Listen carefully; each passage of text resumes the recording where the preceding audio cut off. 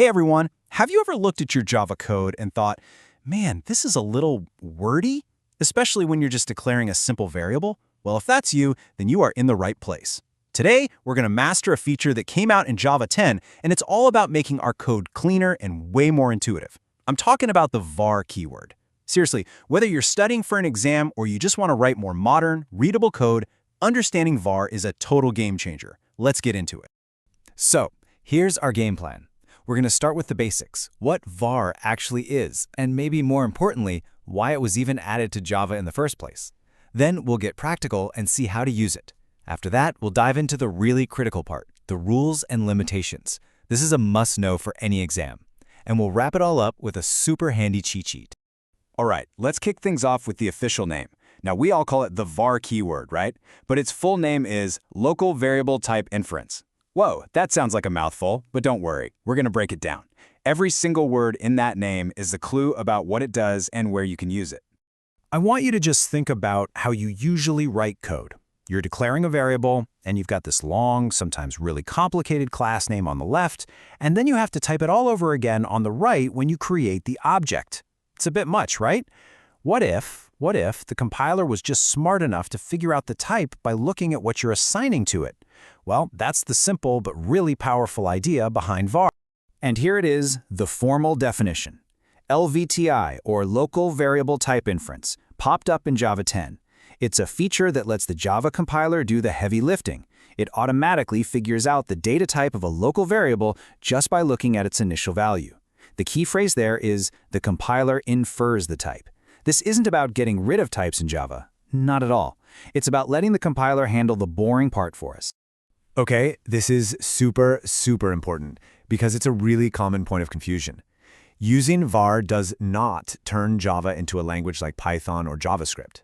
Java is and remains a statically typed language. This means the variable's type is figured out and locked in when you compile the code, not when you run it. So once the compiler sees var x equals 10, it decides x is an integer, and it's an integer for life. You can't just go and assign a string to it later. It's just a shortcut for you, the developer, not a change to how Java's type system works. So you might be asking, if it doesn't change how the program runs, why even bother adding it? And that brings us to the whole philosophy behind this feature, readability. At the end of the day, we're writing code for other humans, and, let's be honest, for our future selves to read and understand.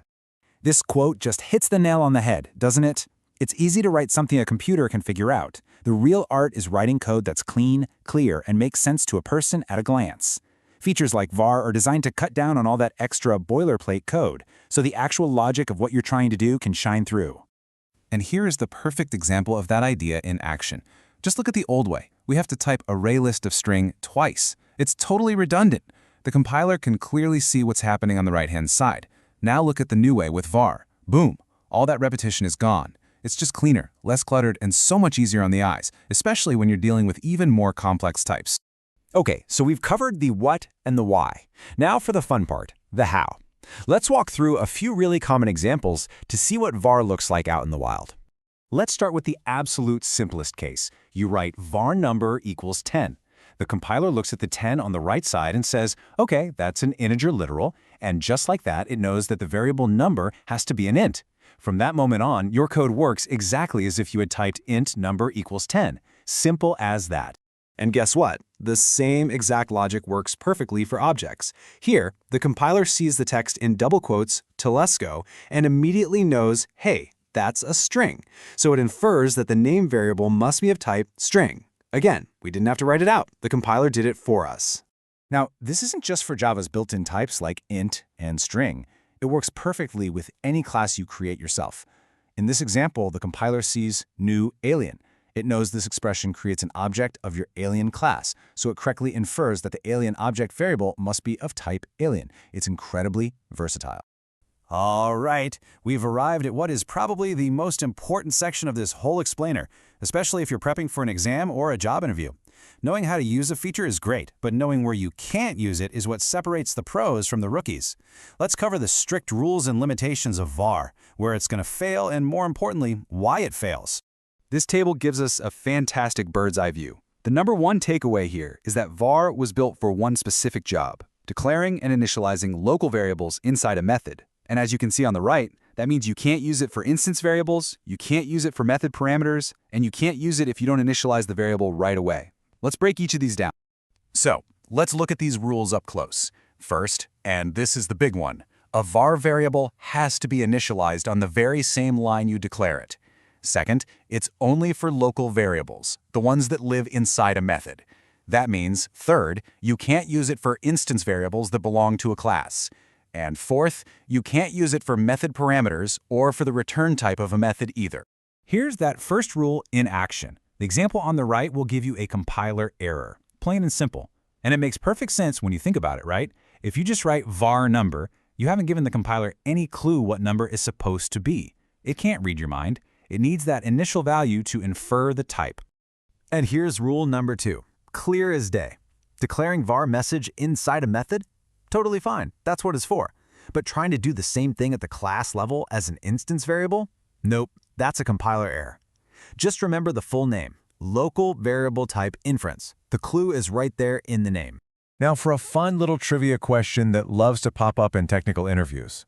Is var a keyword like int or public?